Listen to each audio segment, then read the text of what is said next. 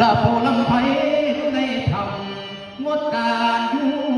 เด้อการกินภาวนาจำสินเพียงทำอยู่ในนี่แต่หลายปีมาแล้วแนวบอดีบ่พอเกี่ยวในหัวใจบ่โคตรเดียวบ่เคยเกี่ยวกับความกรรม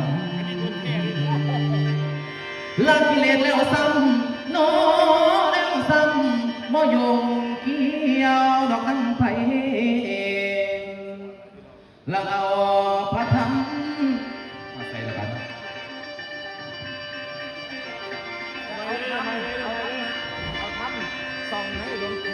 ละผู้ลำไปอยู่ในธรรมงดการอยู่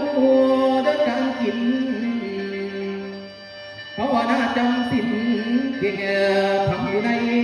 นี่แต่หลายปีมาแล้วแนวบอดีบ่คล้องเกี่ยวในหัวใจบ่โคตรเดียวบ่เคยเกี่ยวกับความกรรมละกิเลสแล้วซ้ำโน้แล้วซ้ำเอาถามส่องในดวงจิตการทำลายชีวิตบ่เอาคือบ่ข้าวกีละเอาเพิ่งนี้มาตั้งมาบังกิเลสใหญ่ละบังเพียงเพียงบุญงอไว้มาใส่ส้นหงผ้าธรรมสละเบิดสุกรรมโนสุกรรมมอยงเกี่ยวละนำไผละเอาพระธรรมมาคุ้มใจอยู่ในบาดาลแก้วละอยู่ในบาดาล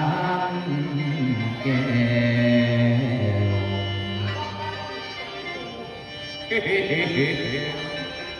อันตัวของข้านี้นาลำไพซึ่งเป็นภูเขาของชาละวันเพราะเป็นของธรรมดาพี่น้องเอ้ยซึ่งมาอยู่ในเน่าในธรรมงดการดูการกินภาวนาจำศีลเพ่งทับอยู่ในนี้แต่หลายปีมาแล้วในหัวใจของเกี่ยวในหัวใจของคนเกี่ยวบอกไม่เกี่ยวกับกองกรรมมาแต่วันนี้ขึ้นเป็นอาการใจวิวเป็นใจสั้นๆหรือว่าสิ่งเรื่องต่างๆแต่ว่าผู้มาเนี่ยจีภาวนาจำศีลสอนพุทโธ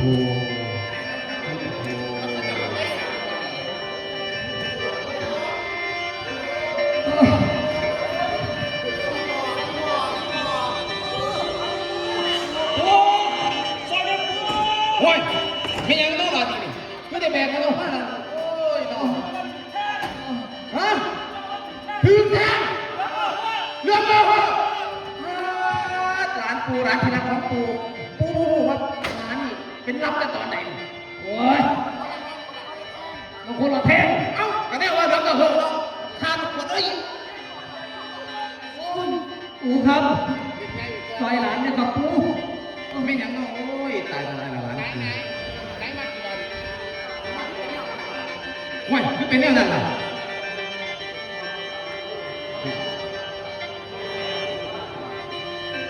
ปักไก่ทอดเขาทำลายหลานครับปู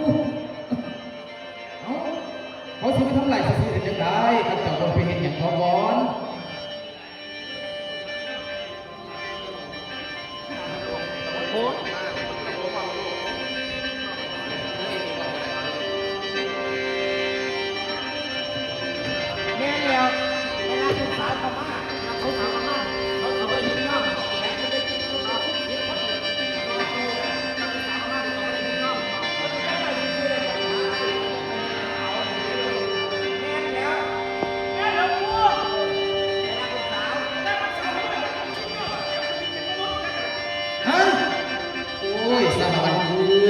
ปูนี่เตือนเจ้าหลายเถื่อนเนี่ยว่าอย่าไปอยู่กับพวกมันปูครับข้าวนี่น่ะเจ้าน่ะสิเดตายสมใจอีเด้ปูหลานไม่อยากตายนะครับปูซอยหลานนะครับ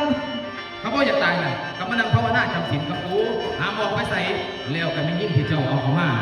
เอาไปขึ้นเขาซะจะไปขึ้นยังไงปูหลานหักผู้หญิงคนนั้นไหมเอ้าแต่เมื่อกูไม่ได้เอาเขามายังถูกต้องก็เลือกเอาระวังสิเอาไปขึ้นกับสิตายตอนนี้สิเอายังสั้นๆหลานเส้นตามปูครับฟังตามคำปูบอกกันละลูกกันเอ้าลูกพี่เจ้าแต่พ่อ ขึ้นถึงนี่เอาลูกพี่เสียวกับพ่อจะขึ้นมันตรงนี้ให้เสือกขึ้นเลยมึงก็มองไปขึ้นหรอกไหมมึงก็มองไปขึ้นหรอกไหม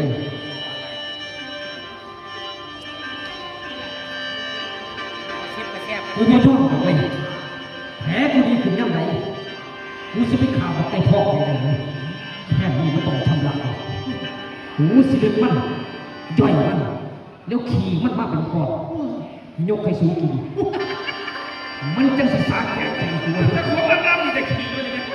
มันจังศึกษาแก่ใจกูเลยว่ามันนี่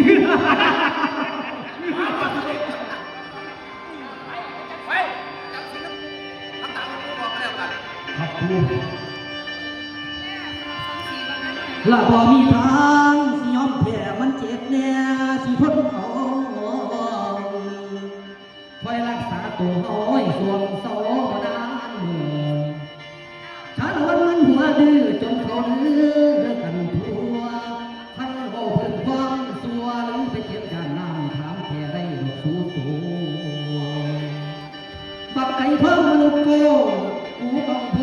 ไปจัดการอีกตัวนั้นตายแน่นอนไก่ทองแน่นอน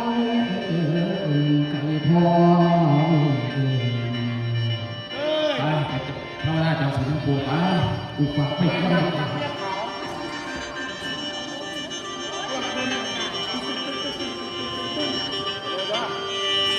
โอ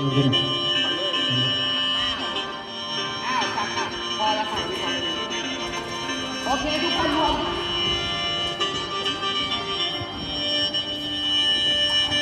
ทุกคนรวมค่ะพอแล้วค่ะสวดๆหลังพอแล้ว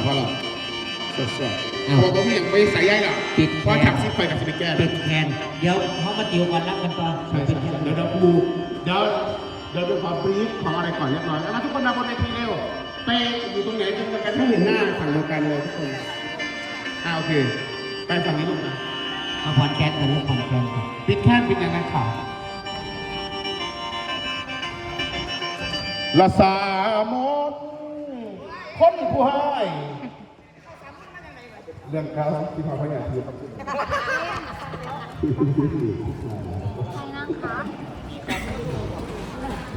ขึ้นมาเลยก็นี่ฮะได้เลย2 คลิปแบตมันเบิดขึ้นอย่าลืมใช้แบตนอนจ้าวันนี้ขอบคุณ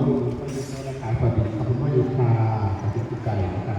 ว้าวทำไมหน้าใสจังเลยคะพรีเมียม